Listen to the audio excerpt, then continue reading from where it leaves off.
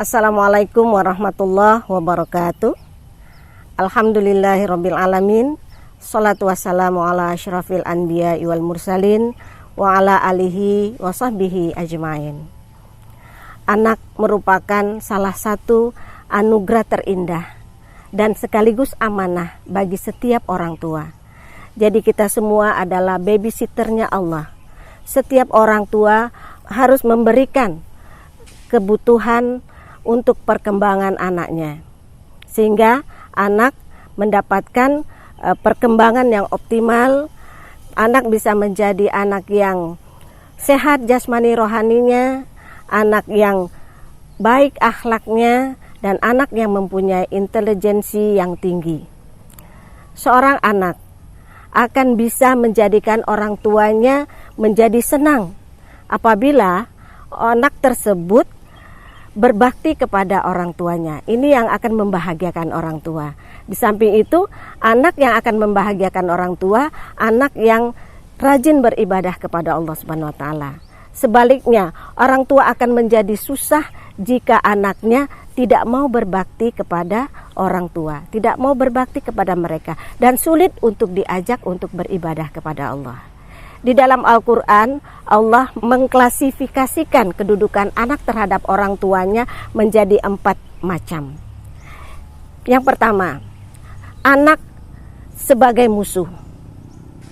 Ini dijelaskan oleh Allah di dalam surat At-Taghabun ayat 14 yang berbunyi, Bismillahirrahmanirrahim. Ya ayyuhalladzina amanu inna min azwajikum wa auladikum aduwwul lakum fahsyaruhum. Sesungguhnya istri-istrimu, anak-anakmu ada yang menjadi musuh bagimu. Oleh karena itu berhati-hatilah. Nah, anak yang seperti ini, anak yang menjadi musuh bagi orang tuanya adalah anak yang tidak mau melakukan apa yang diperintahkan oleh orang tuanya. Anak yang selalu membangkang. Nah, di dalam sejarah Islam ada anak-anak yang dimiliki oleh Nabi Nuh, yang dimiliki oleh Nabi Lut. Itu adalah gambaran istri dan anak yang tidak mau mengikuti aturan-aturan orang tuanya. Dan ini menjadi musuh bagi orang tuanya. Yang kedua, anak sebagai fitnah. Ini pun dijelaskan di dalam surat At-Taghabun di ayat 15. Dikatakan, innama amwalakum wa auladukum fitnah. Wallahu indahu ajrun azim. Sesungguhnya anak-anakmu itu akan menjadi fitnah. Maksud dari fitnah ini adalah anak-anak menjadi ujian bagi para orang tuanya.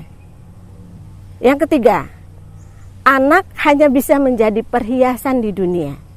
Ini dijelaskan di dalam surat Al-Kahfi ayat 46 yang berbunyi, al-malu wal banun zinatul hayatid dunya.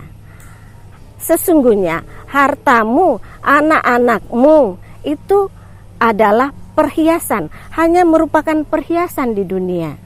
Ya, tentunya ini ketika anak memiliki prestasi, ketika anak memberi nama baik terhadap orang tuanya, ini akan membuat orang tuanya senang. Nah, ini maksudnya anak ini menjadi perhiasan bagi orang tuanya yang bisa membanggakan orang tuanya, khususnya di dunia ini.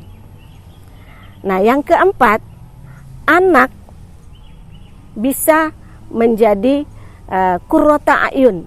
Dan inilah yang sebenarnya, anak sebagai qurrata ayun, sebagai penyejuk mata, sebagai penyenang hati orang tuanya.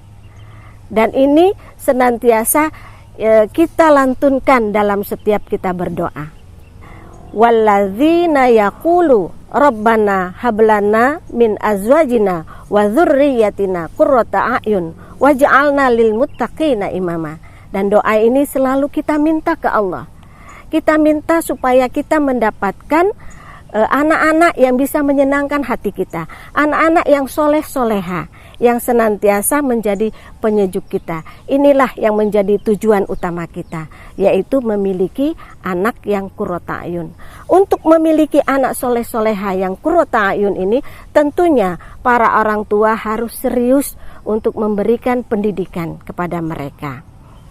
Salah satunya, kita selaku orang tua harus bisa memberikan contoh yang baik kepada mereka, menjadi role model bagi mereka, sehingga mereka bisa meniru kita, karena anak adalah cermin bagi orang tuanya.